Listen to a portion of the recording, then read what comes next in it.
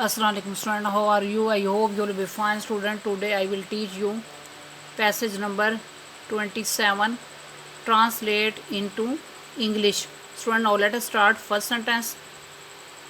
ये हमारा मकान है। इस सेंटेंस के एंड पर लफ्ज़ है दिया गया है। इस सेंटेंस को इंग्लिश में ट्रांसलेट करने के लिए प्रेजेंट टेंस को यूज़ करना है। इस सेंटेंस को इंग्लिश में इस तरह ट्रांसलेट किया जाएगा, it is our house. Next sentence, जब अब्बा जान ने ये मकान ख़रीदा मेरी उम्र सिर्फ 5 साल थी। इस सेंटेंस के दो हिस्से हैं। सेंटेंस के पहले हिस्से में लफ्ज़ ख़रीदा दिया गया है। इस हिस्से को इंग्लिश में ट्रांसलेट करने के लिए पास्ट इंडेफिनिट टेंस को यूज़ करना है। सेंटेंस के दूसरे हिस्से के एंड पर लफ्ज़ थी दिया गया है। इस हिस्से को इंग्लिश में ट्रांसलेट करने के लिए पास्ट टेंस को यूज़ करना है। इस सेंटेंस को कंप्लीट इंग्लिश में इस तरह ट्रांसलेट किया जाएगा, I was only 5 years old when the father bought this house. Next sentence, 10 वर्ष से मैं इस मकान में रह रहा हूँ। इस सेंटेंस के एंड पर लफ्ज़ रह रहा हूँ दिया गया है। इस सेंटेंस को इंग्लिश में ट्रांसलेट करने के लिए प्रेजेंट परफेक्ट कंटिन्यूअस टेंस को यूज़ करना है। इस सेंटेंस को इंग्लिश में इस तरह ट्रांसलेट किया जाएगा, I have been living in this house for 10 years. Next sentence, हमारा कुंबा बहुत बड़ा है लेकिन ये मकान बहुत छोटा है। इस सेंटेंस के दो हिस्से हैं। सेंटेंस के पहले हिस्से में लफ्ज़ है दिया गया है और सेंटेंस के दूसरे हिस्से के एंड पर भी लफ्ज़ है दिया गया है। सेंटेंस के दोनों हिस्सों को इंग्लिश में ट्रांसलेट करने के लिए प्रेजेंट टेंस को यूज़ करना है। इस सेंटेंस को कंप्लीट इंग्लिश में इस तरह ट्रांसलेट किया जाएगा, our family is very large but this house is very small.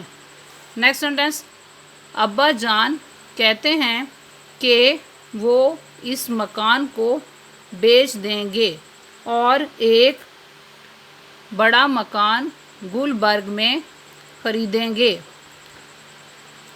इस सेंटेंस के पहले हिस्से में लफ्ज़ कहते हैं दिया गया है। इस हिस्से को इंग्लिश में ट्रांसलेट करने के लिए प्रेजेंट इंडेफिनिट टेंस को यूज़ करना है। सेंटेंस के दूसरे हिस्से में लफ्ज़ बेच देंगे दिया गया है। इस हिस्से को इंग्लिश में ट्रांसलेट करने के लिए फ्यूचर इंडेफिनिट टेंस को यूज़ करना है।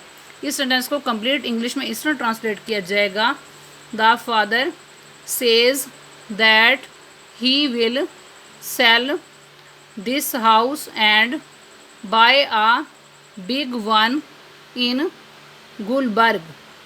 नेक्स्ट सेंटेंस, मगर मैं इस मकान को छोड़ना नहीं चाहता। इस सेंटेंस के में लफ्ज़ छोड़ना नहीं चाहता दिया गया है।